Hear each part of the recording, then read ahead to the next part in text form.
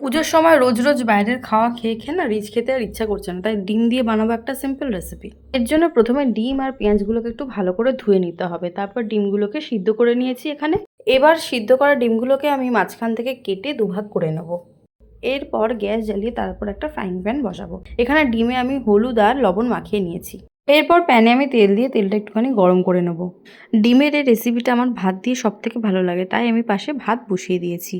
এবার তেল যখন গরম হয়ে যাবে তার মধ্যে নুন হলুদ মাখানো ডিমগুলোকে ছেড়ে দেবো।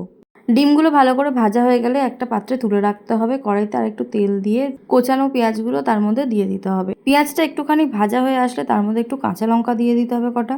তারপর আবারও একটু ভেজে নিতে হবে। এরপর এই পর্যায়ে একটুখানি নুন আর হলুদ দিয়ে আরেকটু নাড়াচাড়া করে তার মধ্যে আগে থেকে ভেজে রাখা সিদ্ধ ডিমগুলোকে দিয়ে আর একটু মিশিয়ে নামিয়ে নিলেই কিন্তু রেডি। এটা রুটি ভাত দুটোর সাথেই খুব ভালো যায়।